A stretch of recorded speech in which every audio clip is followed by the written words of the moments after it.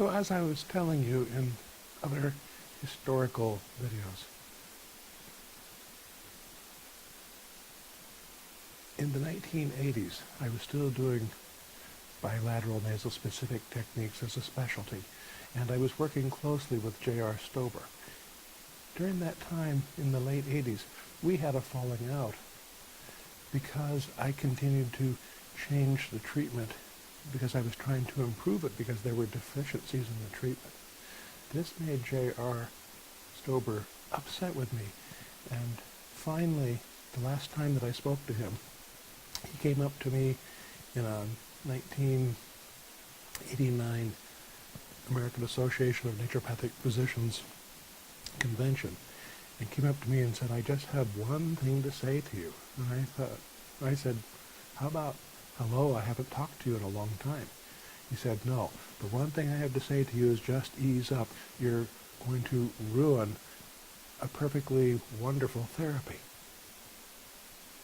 But you know, it wasn't true. What I was trying to do was to figure out why an asymmetrical problem, because people's heads are asymmetrical, how it could be addressed with symmetrical therapy. I didn't think it could be done.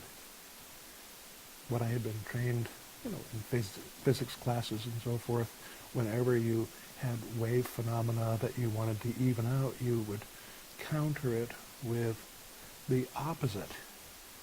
And the opposite of an asymmetrical pattern is some other asymmetrical pattern.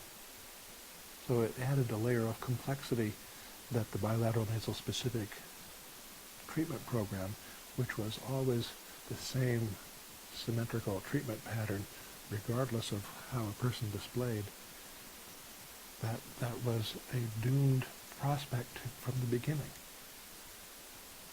It was only by luck that it was going to correct things. So at first, I kept making these decisions based on how people looked, trying to make them look more symmetrical and using asymmetrical treatments to try to even out those features. And I found out that that didn't work well.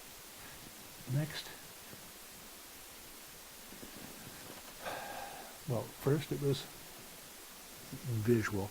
Next it became palpation, where I was pushing on skull joints and checking people before and after treatment to see how those patterns would even out. And that was more helpful.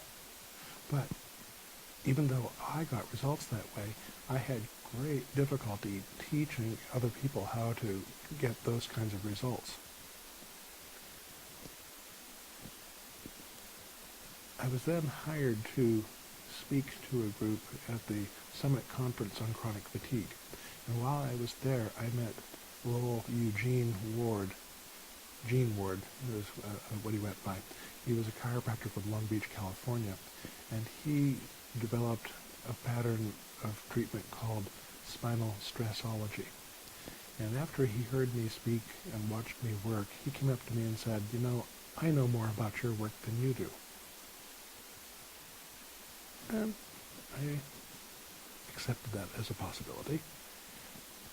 He then sent me a couple to treat, and he said one would get better, the other would get worse.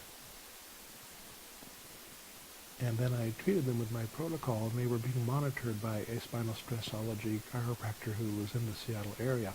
And we were supposed to run this, I don't know what you call it, test, for 5 months. And after 3 months, the chiropractor ended it, reshot the x-rays, and announced that they had changed more than anyone in their 20-year history of x-rays that they had been maintaining as in the spinal stressology group.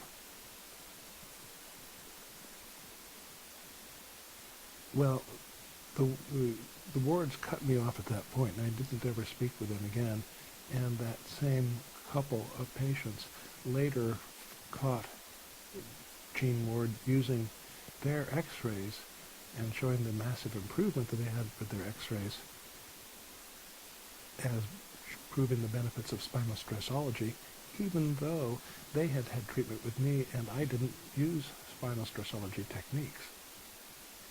So then later, Jesse Jutkowitz, who was a spinal stressology chiropractor in Connecticut in those days, then contacted me and arranged to have me come and teach a class at his clinic. In those days I would teach on the weekend.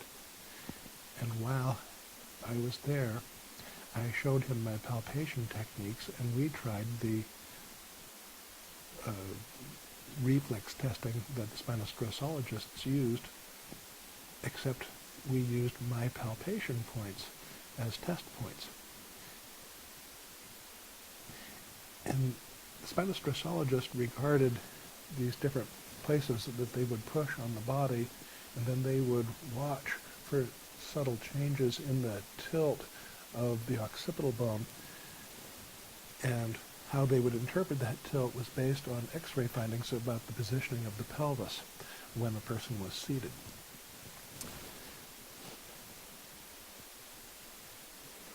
And yet I knew there was something up with that, but I didn't have access at that point.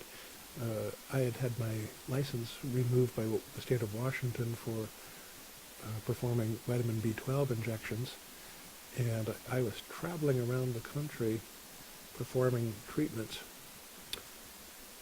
and so I had no way to arrange all of these x-rays. And I gradually found out that I could get the same results as the x-rays, all based with physical exam findings. So suddenly I had a tool to be able to analyze what was going on with treatment, so I was then able to accumulate the treatments that would work. So I had started out with bilateral nasal specific. Then I was in this gray area. Then finally, with the proprioceptive testing, I was able to accumulate these results.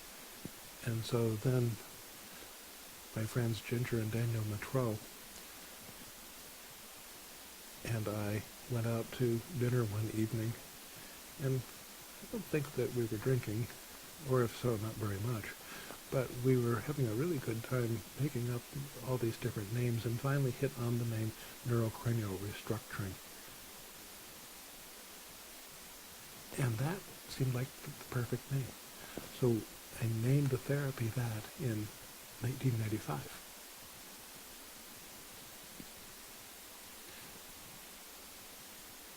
After that, I just began proving the utility of this technique, patient after patient after patient.